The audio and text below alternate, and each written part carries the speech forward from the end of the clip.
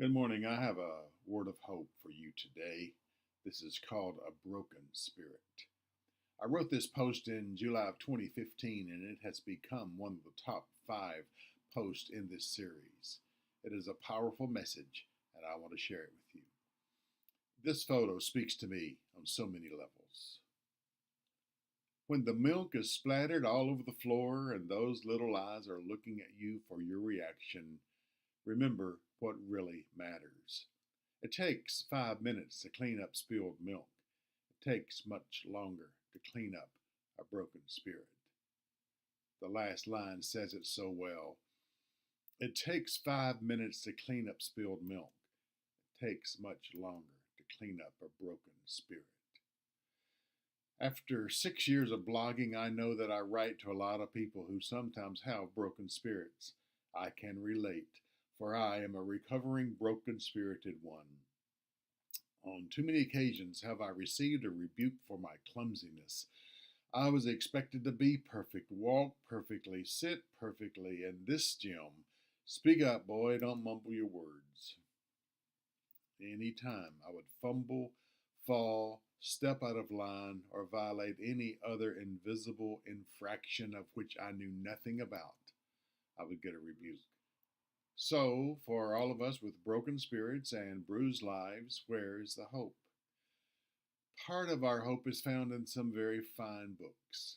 Other places that house hope are safe adults, therapists, and professionals who will guide us to a more level ground on which to rebuild our fractured lives. The part you're not going to appreciate is this: we sometimes have to dig out our own hope from whatever we can piece together from the shards of our everyday life. We may find bits and pieces in our reading material, our friendships, our therapists, and even our God experience. I add this last one cautiously, for sometimes the very people who claim to speak for God are some of the worst abusers of the breaking the spirit crowd. Please listen very carefully to my next words, for I don't want to be misunderstood. I have a personal relationship with God, and I know where I stand with my Heavenly Father, and I enjoy His abiding Spirit in my life.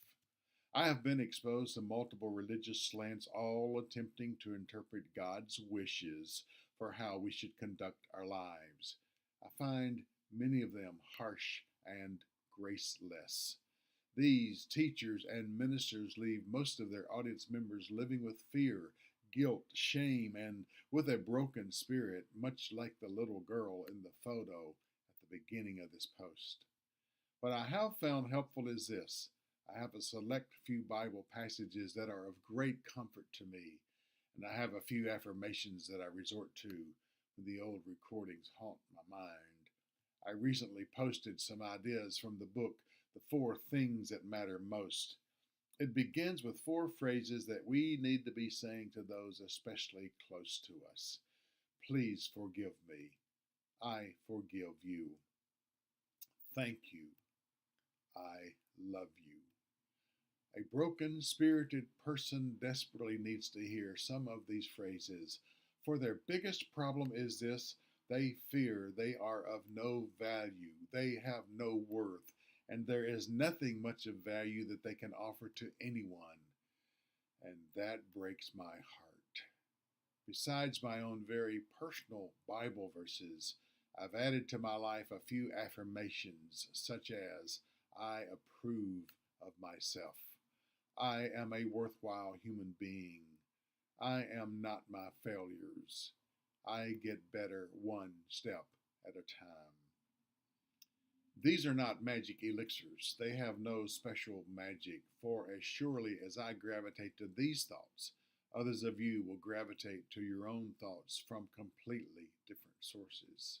The point is this: you must find what works for you and the people who speak to your own heart and mind. Above all, begin repairing your own broken spirit today. I have poured out my heart to God on numerous occasions, and I've done it through prayer and through something called morning pages, an idea taken from Julia Cameron's book, The Artist Way. A partial list of some of the authors who have helped me are Brennan Manning, Philip Yancey, Brene Brown, Henry Nouwen, and so many more. I hesitate to list a lot of books or more Bible verses or affirmations for fear you will adopt my list of helps and not dig these out for yourself. You see, it's the digging for oneself that is the important principle here. We have to do the hard work. We have to find what works for us as individuals. Bottom line, a broken spirit can be repaired. It can heal. And God stands nearby and will help you. And I will be praying for you.